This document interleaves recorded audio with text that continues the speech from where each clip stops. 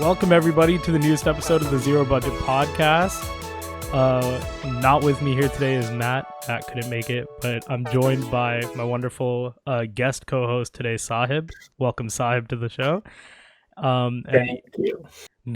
Great. Even more especially, we're joined by the amazing, illustrious artist, Jappy. So welcome here. Thank you for joining us.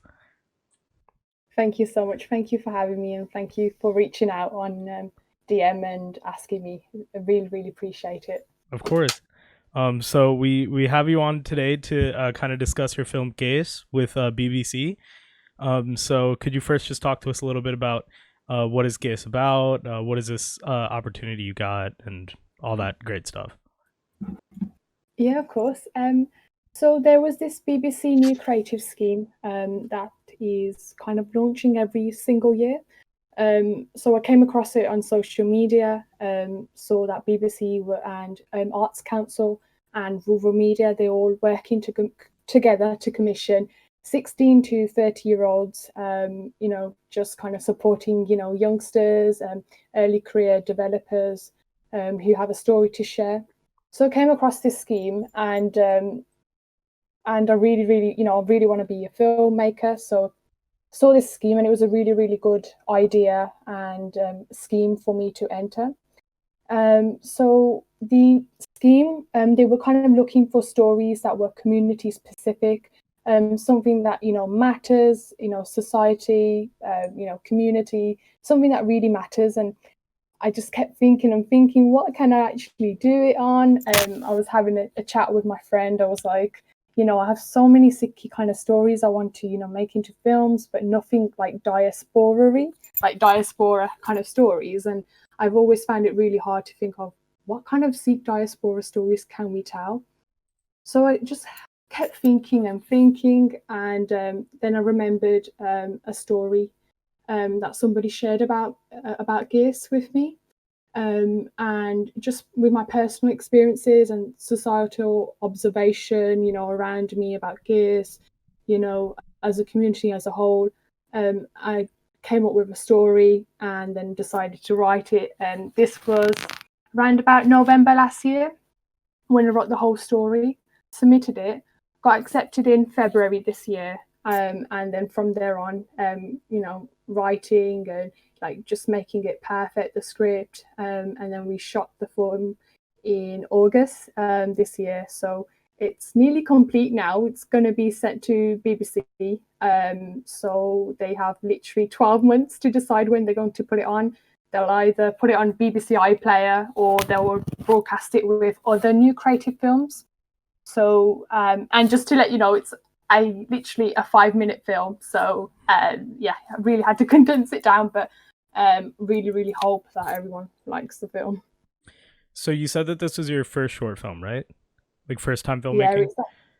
Yeah, actually my first, yeah. So with your first time filmmaking and then your filmmaking with like BBC, so what was that sort of like being in that like filmmaking environment? What was it like working with the broadcasting channel? Yeah, basically, like, what was the whole process? Like, how is that process? Yeah. It's so interesting to us because both of us, we love the whole filmmaking process. So how was that, like, learning on the fly and like dealing with all of that? How did you do that? Definitely. So day to day, I was working with an organization called Rural Media. So it's day to day working with them. BBC, they are going to be, they commissioned me, but they will be responsible, broadcasting it and, making sure they're happy with the film if they need any changes. So that's how it is with that situation. Day to day, so I had just day to day was with Rural Media, West Midlands organisation, who look after the West Midlands cohort. So day to day, first of all, what we did was looked at the script. They came back with some suggestions saying, maybe we can make it a bit more tighter, the screenplay. And I had to think of what could I do to potentially lift the story a little bit more. shared my suggestions, and then from there, like kind of collaborating together to kind of make the piece a little bit much more better as it was already, was. So once that was finalized, it was a really interesting process. The whole, making sure the script's all, neat and on point. Got to learn a lot from my, director producer. Her name's Rachel Lambert. So I worked with her mostly day to day, and it was really, really nice. Like honestly, like I was really, really worried because when you're doing a Sikh kind of story, telling the Sikh voice, you're always worried if people who are not Sikhs are going to understand what you want to tell. And I'm working with majority not Sikhs, so I was always really worried about that. But all my worries just vanished because they understood what I wanted to tell. At the end of the day, what matters is what you're trying, the core of the story. If the emotions are right, doesn't matter which community it's based on. If at the end of the day, we've all got human emotions. We've all got certain experiences we can relate, even if it's about a particular religion, about a particular community. So definitely all my worries went vanished away when I worked with her. She was absolutely amazing. So yeah, just day to day was working with her, going through the whole process. So bit by bit. So when we got to casting, I was really, for me to imagine, I'm really like visually, I will imagine everything, like, anything to do with films, videos, anything. So for me, it was really important to visualize my film in my head. So me being the geek I am, I literally like Googled, search for like actors that I really wanted to be a part of the film. I found this Sikh guy, like he's honestly a really, really good actor. His name is Bikramjit Gurum. And he was just absolutely amazing, and I just knew he was going to be my character called Gajinder in the film. So I got to have my say in casting, and yeah, quite a lot of things. Like it was really important for me to make sure make sure majority of the casting are Sikh actors, because I'm sure we all know that a lot of Sikh roles are played by non-Sikhs. Bollywood. Yeah, don't I know it? Yeah, so yeah, majority of the cast were Sikh. The DLP was Sikh. Yeah, so yeah, majority. And Rachel was so lovely. Like she really understood, and she went out her way to find a DLP who was Sikh. Because she comes from a background of she does freelance stuff as well as work with rural media, so she has a lot of experience and a lot of contacts. So me being a just first time, I don't know much, and don't have contacts. So it was really nice to work with organization that have contacts and know what they're doing, and it really helps you take your first step in this industry. Yeah, for sure. You also like that. I feel like that process is already like pretty intimidating enough, like as a first time filmmaker, to actually like have to deal with the production company and stuff on top of that. But then on top of all that, you were filming during COVID. Am I correct? Yeah, it was during COVID. So yeah. Yeah. So what was that 2 days learning shoot. curve like? A little bit.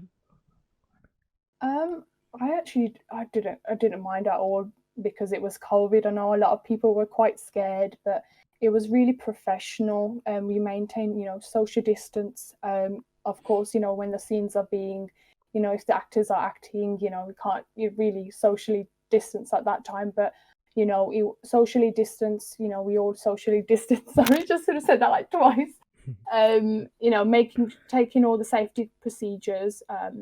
Just felt normal, to be honest.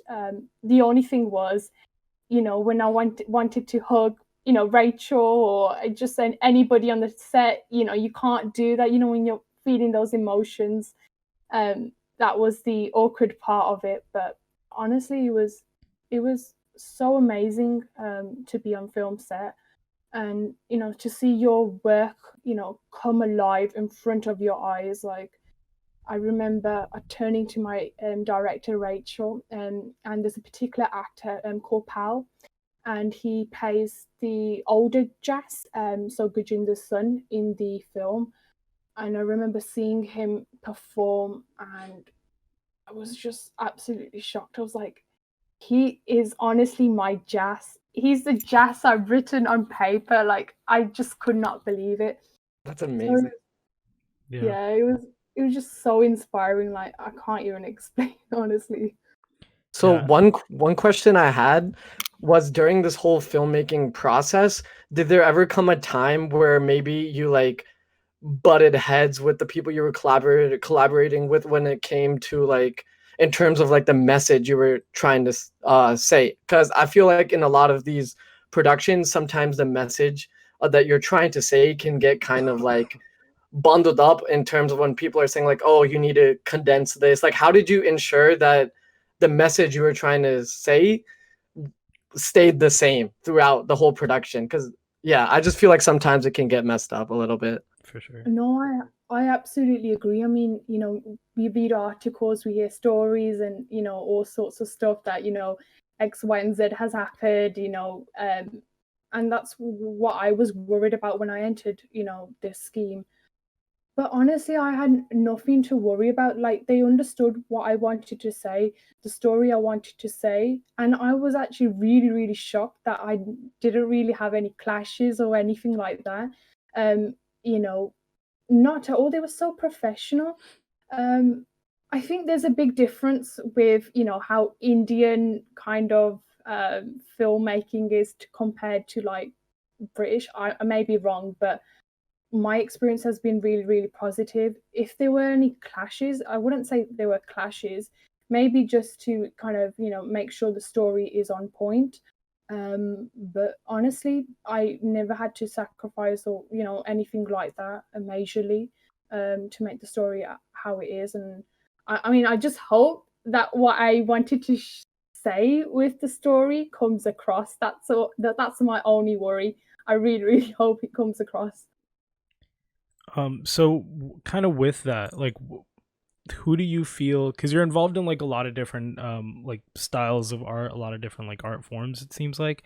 So with that, who do you think your audience is? Like, who do you make art for in that respect? And then why is it important to you that it reaches that audience specifically? Okay. So for me, I don't specifically make it for a audience. I feel like, I do photography. I do, well, kind of being a filmmaker now. So I think for me, it's important to make stories for myself from my heart. I don't particularly, look at and say, I want to make it for X, Y, and Z. But definitely, I'm gonna say this 100% that a part of me 100%. It's really, really important for me to make Sikhi stories. Films on Sikhs.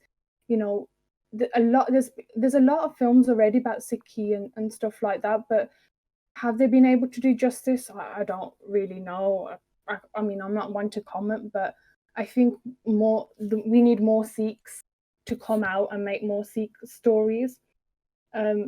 But I want to keep that balance. Like, I don't want to be kind of stereotyping to, Sikh just make Sikh stories. I want to keep that balance to make, kind of, I wouldn't say normal stories, but stories that don't have Sikh in the, the main foreground. So I want to always make sure I keep that balance. So yeah, I would say I do have an audience that I want to really kind of appeal to when it comes to like making films or anything with Sikhi related.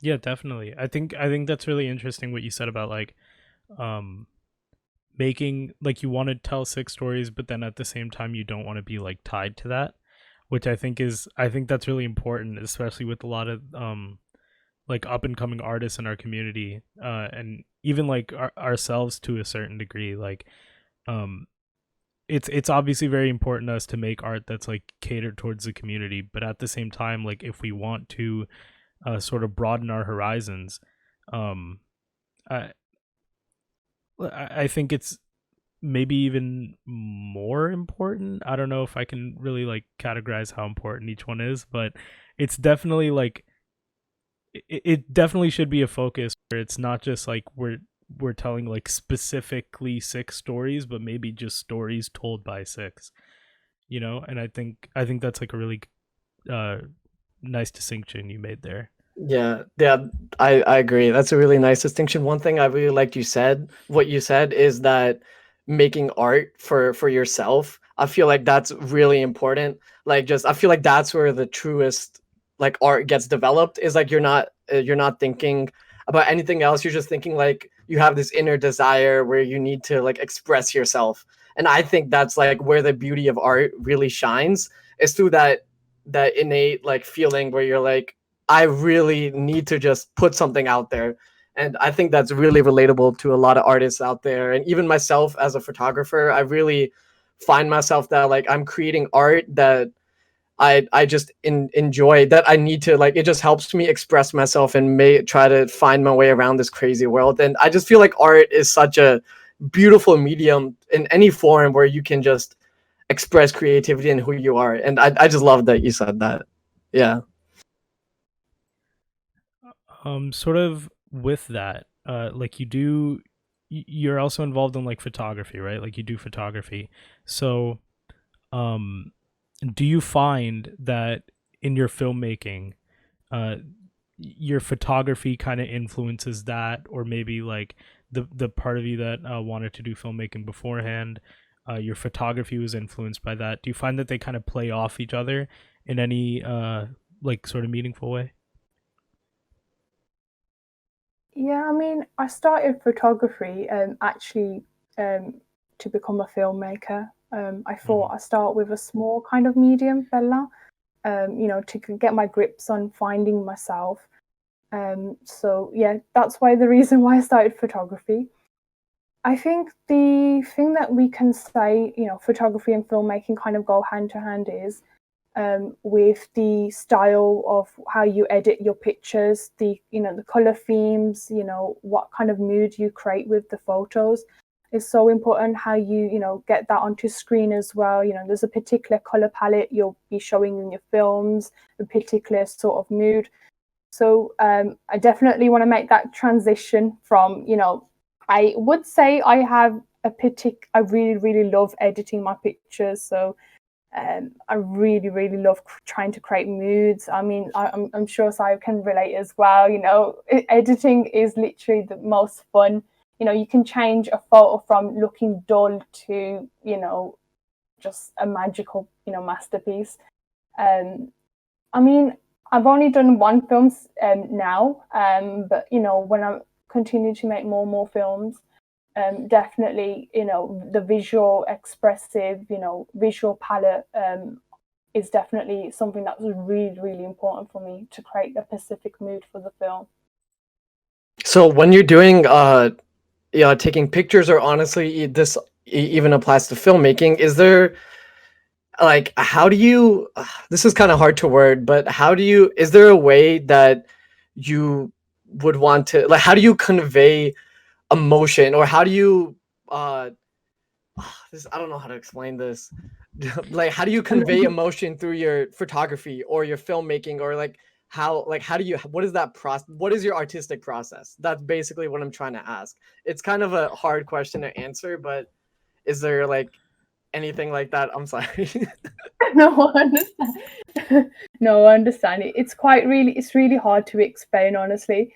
Um, I mean, for me, when I'm creating, it all happens in my head. I'm a big visual person, so I literally imagine every single word there is. Um, I think it depends on what type of photography you create as well. Like, for example, I did a what have I done? Um, I do quite a bit of storytelling photography, I would say. Well, I try to. I take some pictures of my friend Rapinda, and when I come up with a concept, like I came up with a concept like there is, growing up, I watched this, this soldier story of, a typical Bollywood story, but Bollywood, in and out, you would, it influences a lot of people's childhood. I mean, a lot of us have watched, Bollywood growing up. It's always on the TV.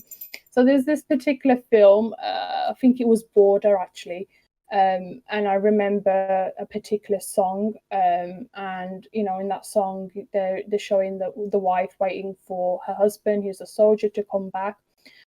So that was, in my head for a very long time, and I wanted to create photos of, the theme of, waiting for somebody, waiting for them, to come home, sort of vibe. So I told Rapinda, like, let's make you into, somebody who's waiting, so I created a series based on that, of her, waiting for somebody to come home. We got her to, hold some letters in her hand when I was taking the photos.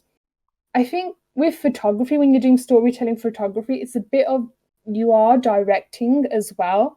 So filmmaking kind of comes into that essence as well. So, when she was, posing for the pictures, it was like, be more sad, think about that moment, turn this way with the letters, look up, look right. So yeah, it's quite similar. It's really hard to describe your process with You did an photography. amazing job. Yeah, I could not describe my process in the slightest. That was really insightful. I think it's cool. Like, I always try to ask this question to anybody I talk to that's in the arts, just because I feel like every artist has their own unique answer to what they're trying to express in their art and why they do things a certain way.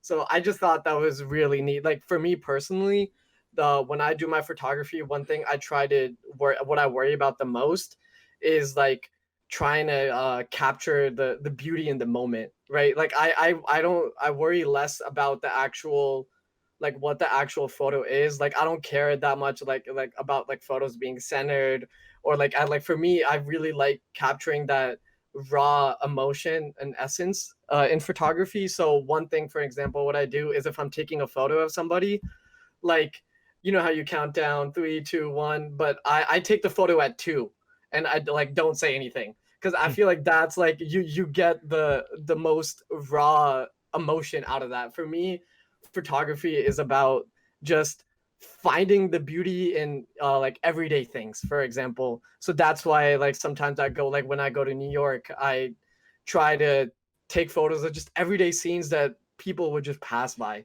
And then once you get it in like a picture format, you think like, wow, like, life is beautiful if you just take a second to take a breath and just see that. And I feel like that, in essence, that's what art is, right? You're expressing yourself, and you're just realizing that there's so much substance in this life we live, and that's why I love art.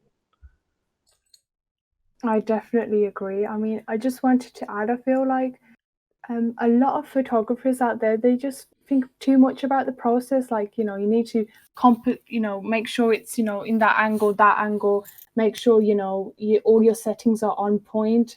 There's just too much just too much thinking on that. It's honestly, you can take a good photo on your iPhone.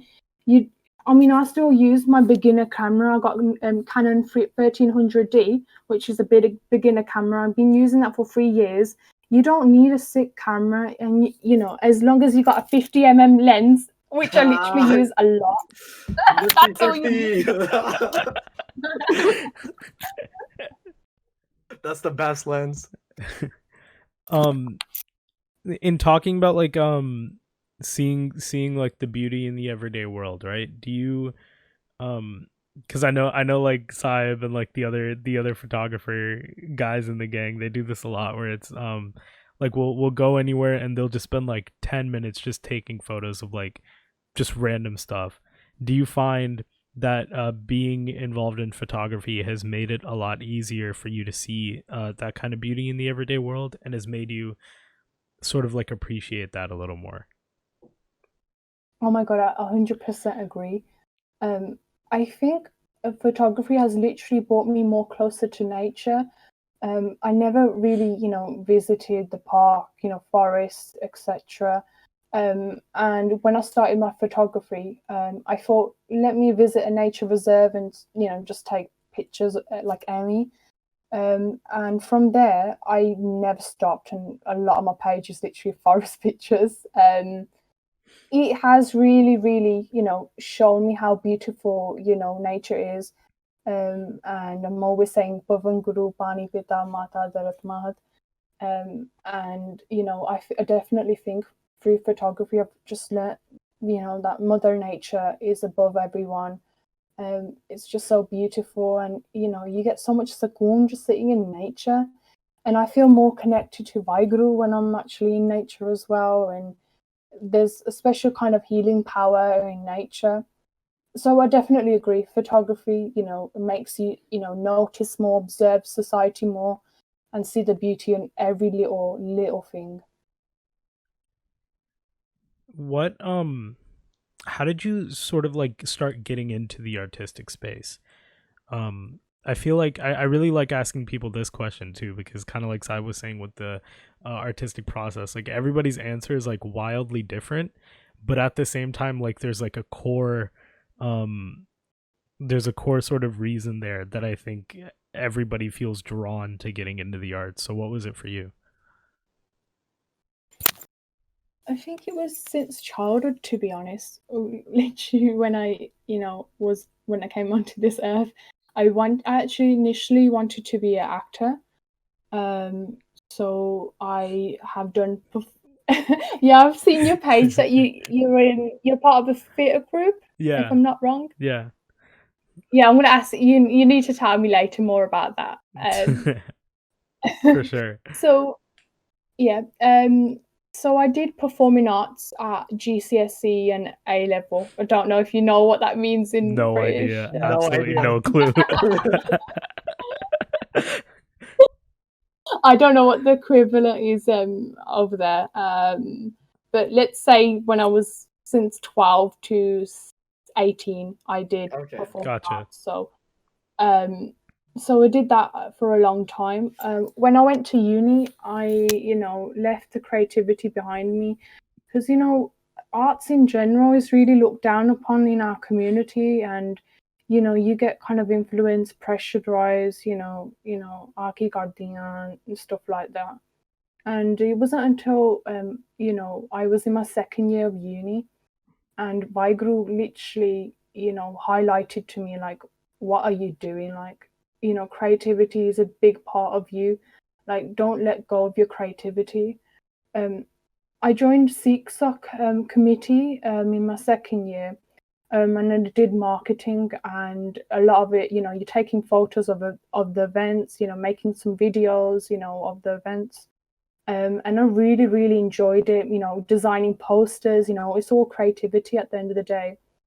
And from there, God just opened the eyes, just opened the door for me and told me, yo, what are you doing? Like, creativity is a part of you. Like, don't let go of who you are for anybody. And from there on, I was like, I don't care now. I'm gonna be a filmmaker. I really don't care. Don't care at all. For sure. The more that you've sort of started to really like delve into the arts, has the community's like response to that changed? And how is that like support, or um if there is a lack of support, how's that sort of been for you? Um, I would say, I mean, I've just only started my career, to be honest. So, I'm waiting to see everyone's reactions with Gears. Um, I think there are a lot of people who do support, like particularly the younger generation. I just feel like it's the older generation more. They have a lot of stereotypes about filmmaking in general, about, the Me Too movement, all sorts, they're scared that, we're gonna, change, we're gonna let go of Sikhi, we're gonna turn into bad people, all those stereotypes that are really Yeah. unnecessarily. As long as you've had a good, background, been brought up good, you know, what your values are, you know, your principles. But there's just too many stereotypes associated with the arts. Yeah, there's just a lot of not that much support, honestly.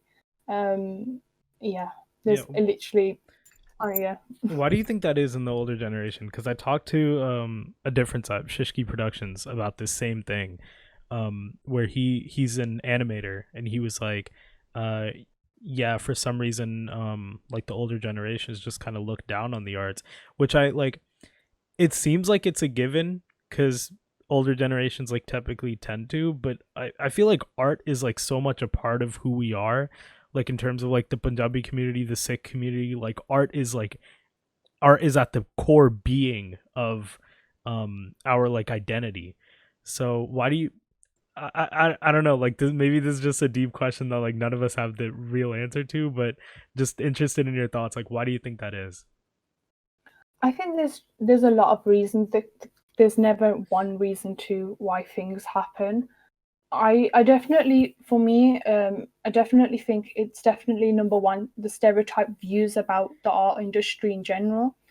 No, number two, it's that mentality. I mean, you know, I'm second generation, well, kind of second slash third generation Sikh in the UK, and you know, a lot of us, you know, our parents have come from, Punjab, so you know, especially because of '84, they've come from that sort of time period.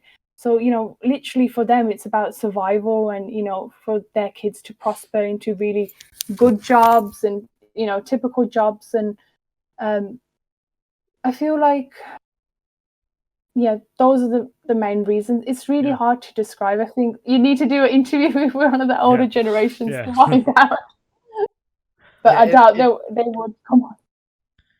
yeah, it just makes me sad thinking about it. Like the way I see it is that like we were gifted Sikhi, right? And like 60 Sikhi is beautiful. Sikhi is art, right? Like so many like just Sikhi is art, bottom line.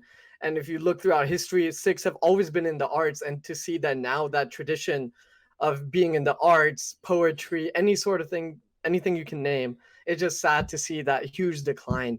So really feel like as a whole community, we need to find a way to kind of uplift all of us to try to just dabble more into the arts, because I feel like that, as Juptej said, that is who we are. And as of now, like we're so downhill, it just makes me really sad to see how we are currently. I think there is like sort of a bit of a resurgence at the same time. Like I know like me and Sahib, like we follow a lot of like Sikh artists online and stuff, and it maybe it's just um what is it, like association bias or something, like because of the fact that I follow them and know them, like it seems like maybe there's something bigger going on, but like I feel it, you know what I mean? Like I'll go to the Gurdwara and like most of the youth there like is involved in the arts in some way, or I'll go to like a camp and everybody's doing something. Have you sort of found that to be the case? Like it seems like there are more younger Sikh artists kind of popping up. Yeah, I definitely absolutely agree. I think a lot of my inner circle, quite a few of them are artists themselves. So I definitely think it's changing. I think it's definitely our generation that are going more into the arts. I think for us, UK British Sikhs, inquisitive. He was definitely an inspiration for. I remember when he popped out of nowhere like 10 years ago, and I was like, wow, a Sikh based artist. Like I've Yeah. never heard of this in my life. Wow. I think I think he really inspired a lot of artists. Um, Definitely agree. There's a lot more coming about. So one thing that I've noticed that you do that a lot of people, including me, don't do is that you really commit. That word, like committing to art, is something that like just like scares me. I don't know. It's just it's so hard to commit. Like for example, like all like Juptej and me were in a friend group of all these artists, right? It's just our friend group that we love creating things, and like we can't commit. Like we have so many ideas and so much, like so many ideas to just do things, and we're like, yo, we're gonna do it now, and then it never ends up happening, not once. I have like 4 projects sitting in my editing folder that like Same. I've made the intro to, and I send it to them and I'm like, yo, this looks sick, and then I never touch it again, and it's been like months. It's so, I feel like a lot of people are like that. Like majority of artists are like that. It's just you can't finish it. You're scared. Like I don't know, maybe in my head, maybe I'm like, oh, I'm scared. Like if I finish it, it's not as good as it is in my head. Or maybe I don't really know what it is, but I know that I'm never able to commit fully to anything I do. So like I also have a photo book in the works that I've talked to Juptej about extensively, and I've only started like the first page or two of it. So how do you like the question I'm trying to ask is, how did you commit to just the artistic process? Like how did you commit to making this film? How did you commit to photography? How did you commit to the arts? Like I'm so curious. That's a really, really hard one to Yeah. answer. I mean, I think we all have our days when, we find it hard to commit to a lot of things. I think it's my passion and my drive and love for arts that have, pushed me time and time again. And that fear of, gonna be falling into the rat race. Like, I don't want to live my life in this rat race of just having a job, just getting married, having kids, and bus cut them. Like, so much more to life than just the typical story. I think that really motivates me, that I don't want to fall into that trap. I mean, I have a lot of friends that are not involved with the artistic world, and sometimes it can be hard to maintain that balance. Yeah, I don't really have a process that helps me keep me and get me keep going and things like that. I think art in general, you will have an artistic block, for a couple of months. Yeah, I don't know how to answer Yeah. that question. Yeah. No, you definitely answered it. Like I agree. Like what if you really do have